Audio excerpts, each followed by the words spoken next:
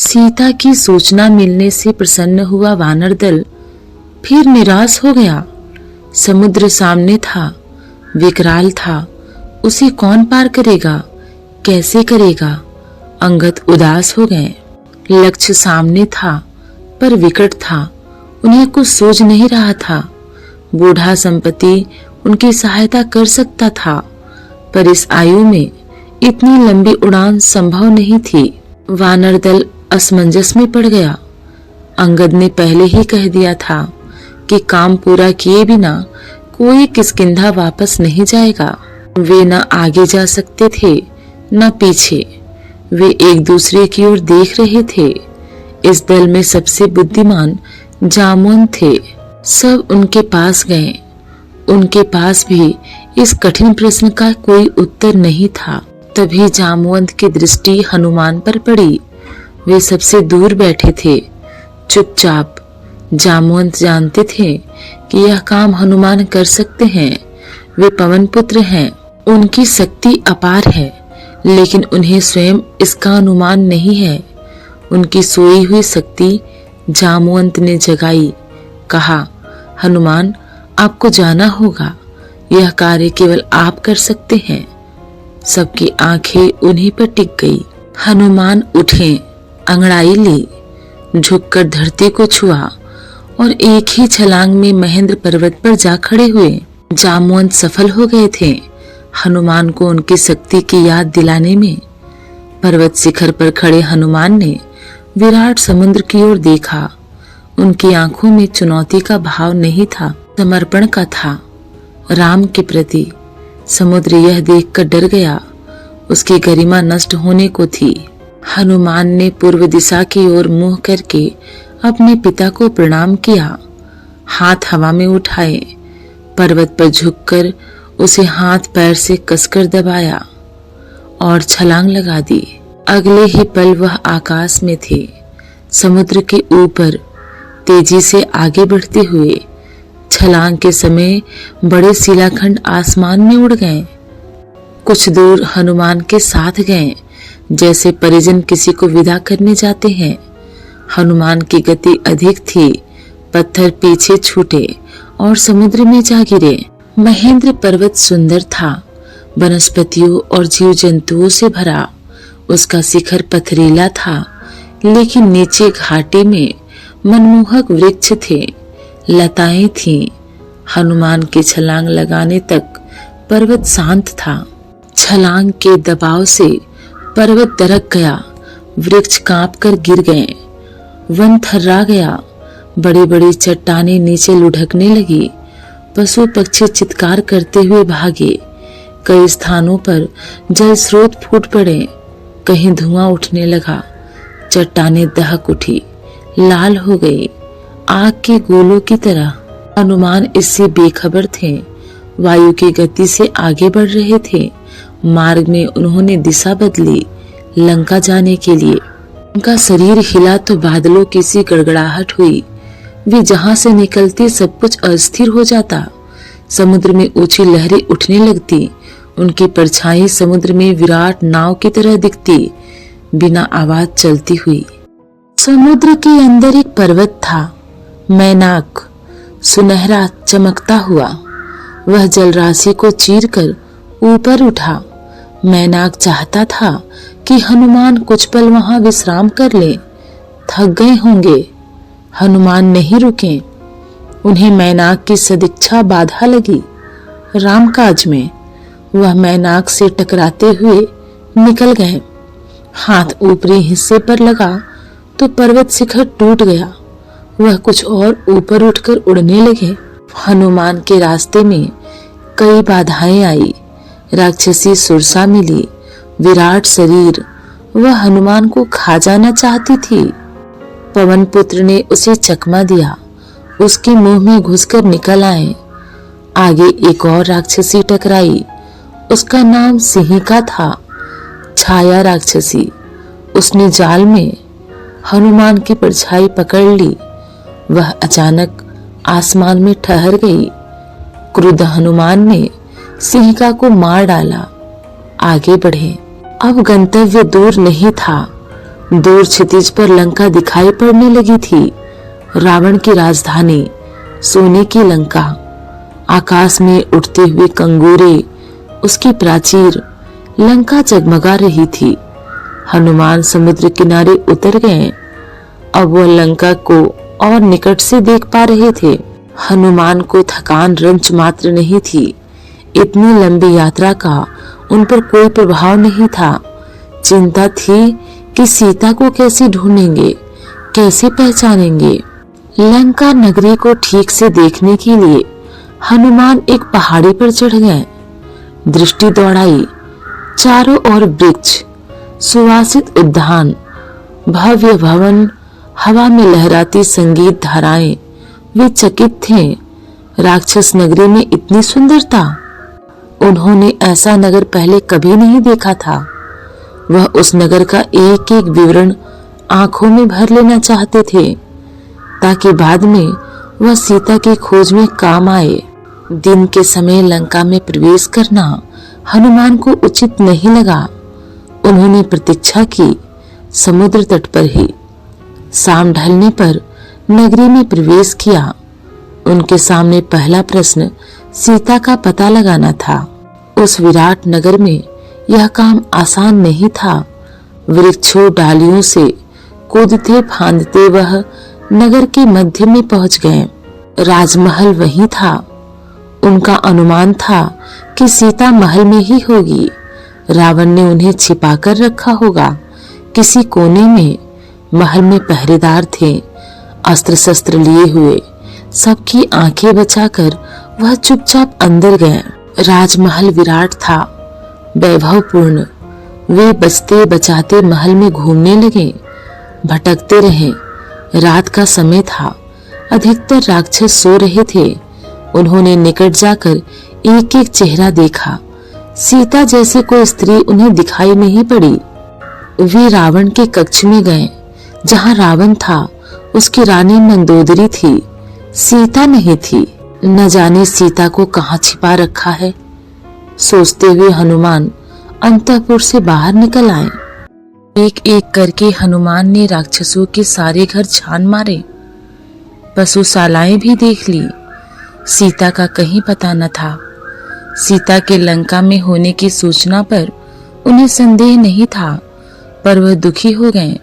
सोचने लगे, रावण ने अवश्य सीता को कहीं छिपा दिया है, किसी गुप्त स्थान पर। मैं उन्हें ढूंढ निकालूंगा, उनसे मिले बिना नहीं लौटूंगा, उन्होंने तय किया। अंतःपुर के बाहर हनुमान ने रावण का रथ देखा। स्वर्ण रथ, रत्नों से सजा हुआ। वे चकित रह गए। तभी उनका ध्यान अंतःपुर से लगी वाटिका की ओर गया। वहां अशोक के ऊंचे ऊंचे वृक्ष थे, आकाश छूने को आतुर। यही अशोक वाटिका थी। दीवार लांघकर वे वहां पहुंचे। लंका में यही एक स्थान बचा था जहां उन्होंने नहीं देखा था। उन्हें लगा सीता वाटिका में नहीं हो सकती। रावण उन्हें इतनी खुली जगह पर क्यों रखेगा। हनुमान में निराशा घर करती जा रही थी। वह एक वृक्ष पर चढ़कर बैठ गए। दिन चढ़ आया था। ऐसे में नीचे उतरना उन्हें उचित नहीं लगा। पेड़ घना था। वे उसके पत्तों में छिप गए। उन्हें वहां से सब कुछ दिखता था, लेकिन उन्हें कोई नहीं देख सकता था। रात हो आई। अचानक वाटिका के एक कोने से उन्हें अट्टहास सुनाई पड़ा। वे राक्षसियां थीं। हनुमान उधर ही देखने लगे। एक वृक्ष के नीचे राक्षसियों का झुंड था। वे किसी बात पर ठहाके लगा रही थीं। हनुमान को लगा कि वे सीता पर हंस रही हैं। वह पेड़ से चिपककर नीचे की डाली पर आए। ध्यान से देखा। राक्षसियों के बीच एक स्त्री बैठी है। चेहरा मुरझाया हुआ, उदास, दयनीय, दुर्बल, शोकग्रस्त। यही मां सीता है, उन्होंने मन में सोचा। उन्हें अब कोई संदेह नहीं था। राक्षसियां वही थीं, हट नहीं रही थीं। हनुमान उतावले थे, पर नीचे उतरने में डर था, स्वयं उनके लिए, सीता के लिए भी। तभी उन्होंने रावण को आते देखा। राजसी ठाट बाट के साथ दासियों सहित। हनुमान सीता से भेंट किए बिना लौटना नहीं चाहते थे। ऐसे लौटा तो राम को क्या बताऊंगा? उन्होंने सोचा। नीचे उतरने का अवसर ही नहीं मिल रहा था। वे डाल से चिपक गए, सांस रोककर रावण के लौटने की प्रतीक्षा में। रावण ने सीता को बहलाया, फुसलाया, लालच दिया। सीता नहीं डिगी। वह डर से कांप रही थी, पर उन्होंने रावण की एक न सुनी, तिरस्कार किया। रावण ने कहा, तुम्हें डरने की आवश्यकता नहीं है सुमुखी। मैं तुम्हें स्पर्श नहीं करूंगा जब तक तुम स्वयं ऐसा नहीं चाहोगी। मैं तुम्हें अपनी रानी बनाना चाहता हूँ। मेरी बात मान लो और सुख भोग करो, अन्यथा मैं तुम्हें तलवार से काट डालूंगा। सोच लो, तुम्हारे पास अब केवल 2 महीने बचे हैं। ऐसा कभी नहीं होगा दुष्ट। राम के सामने तुम्हारा अस्तित्व ही क्या है? मुझे राम के पास पहुंचा दो, वे तुम्हें क्षमा कर देंगे। तुमने ऐसा नहीं किया तो सर्वनाश निश्चित है। तुमने अपराध किया है, तुम्हें कोई नहीं बचा सकता। मूर्ख राक्षस, तुम्हारा अंत निकट है। रावण क्रोध में पैर पटकता हुआ चला गया। रात गाढ़ी होती जा रही थी। रावण के जाने पर राक्षसियों ने सीता को घेर लिया। उन्हें डराने धमकाने लगी। बोली, तुम मूर्ख हो, रावण का प्रस्ताव अस्वीकार कर रही हो। यह रावण की नगरी है। तुम्हारा राम यहाँ कभी नहीं पहुंच सकता। तुम्हें कोई नहीं बचा सकता। राक्षसियों में एक त्रिजटा थी, सबसे भिन्न। उसने कहा, मैंने एक सपना देखा है। पूरी लंका समुद्र में डूब गई है। सब नष्ट हो गया है। यह सपना अच्छा नहीं है। कहीं यह सीता के दुख से जुड़ा तो नहीं है? सीता की हिचकियां बंध गई। वह विलाप करने लगी। देर रात राक्षसियां एक एक कर चली गई। सीता वाटिका में अकेली थी। यह अच्छा अवसर था, पर हनुमान पेड़ से नहीं उतरे। कहीं सीता मुझे भी राक्षस न समझ ले। उन्होंने सोचा। पेड़ पर बैठे बैठे उन्होंने राम कथा प्रारंभ की। राम का गुणगान। रावण की लंका में राम चर्चा सुनकर सीता चौंकी। उन्होंने ऊपर देखा, जिधर से आवाज आ रही थी। पूछा, कौन हो तुम? हनुमान नीचे उतर आए।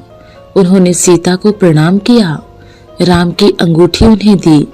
कहा, हे माता, मैं श्री राम का दास हूँ, किष्किंधा के वानर राज सुग्रीव का अनुचर। उन्होंने मुझे यहाँ भेजा है आपका समाचार लेने। हनुमान को लेकर सीता के मन में अब भी शंका थी। उन्होंने पर्वत पर फेंके आभूषणों की याद दिलाकर संदेह दूर कर दिया। सीता ने राम का कुशल क्षेम पूछा, कई प्रश्न किए। हनुमान उन्हें कंधे पर बैठाकर राम के पास ले जाना चाहते थे। सीता ने प्रस्ताव अस्वीकार कर दिया। उन्होंने कहा, यह उचित नहीं होगा पुत्र। पकड़े गए तो मेरा संदेश भी राम तक नहीं पहुंचेगा। हनुमान ने सीता से विदा ली। वह पूरी सूचना तत्काल राम तक पहुंचाना चाहते थे। चलते समय सीता ने अपना एक आभूषण उन्हें दे दिया। उनकी आंखें नम थी। हनुमान ने कहा, निराश न हो माते, श्री राम 2 माह में यहाँ अवश्य पहुंच जाएंगे। हनुमान राम के पास लौटने को उधत थे। उत्तर दिशा की ओर जाना था, पर कुछ सोचकर रुक गए। उन्होंने रावण का उपवन तहस नहस कर दिया। अशोक वाटिका उजाड़ दी, वृक्ष उखाड़ दिए और विरोध करने वाले सभी राक्षसों को मार डाला। रावण के कई महाबली मारे गए। हनुमान से लड़ते हुए रावण का पुत्र अक्षय कुमार भी प्राण गंवा बैठा। राक्षस भागे भागे राजमहल गए। रावण को इसकी सूचना दी। एक वानर के उत्पात के बारे में बताया। रावण तिलमिला गया। उसके क्रोध का ठिकाना नहीं रहा। उसने मेघनाद को भेजा, अपने सबसे बड़े बेटे को। कहा, उस वानर को मेरे सामने उपस्थित करो, उसने जघन्य अपराध किया है। मेघनाद ने हनुमान से भीषण युद्ध किया। वह इंद्रजीत था, एक बार इंद्र को परास्त कर चुका था। उसने अंततः हनुमान को बांध लिया। राक्षस उन्हें खींचते हुए रावण के दरबार में ले गए। शक्तिशाली रावण सिंहासन पर बैठा था। उसके सेनापति ने हनुमान से पूछा, कौन हो तुम? किसने तुम्हें यहाँ भेजा है? हनुमान के मन में भय नहीं था। मैं श्री राम का दास हूँ, मेरा नाम हनुमान है। आप श्री राम की पत्नी सीता को हर लाए हैं। मैं उन्हीं की खोज में आया था। उनसे मैं मिल चुका। आपके दर्शन करना चाहता था, इसलिए उत्पात करना पड़ा। इसमें मेरा कोई अपराध नहीं है। दंड के भागी तो राक्षस हैं। उन्होंने मुझे रोकने का प्रयास किया। क्रोध में रावण हनुमान को मारने उठा। छोटे भाई विभीषण ने उसे रोक दिया। कहा, आप नीतिवान हैं। राजन, नीति के अनुसार दूत का वध अनुचित है। आप उसे कोई दूसरा दंड दे दें। हनुमान ने रावण को पुनः प्रणाम किया। मेरा एक निवेदन है, आप सीता को सम्मान सहित लौटा दें। इसी में आपका कुशल है। धनुर्धर राम से आप युद्ध नहीं जीत सकते। रावण ने हनुमान की पूंछ में आग लगा देने की आज्ञा दी। राक्षसों ने आग लगा दी।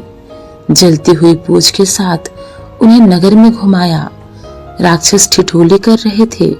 इसी बीच हनुमान ने बंधन तोड़ दिए। एक भवन पर चढ़कर उसमें आग लगा दी।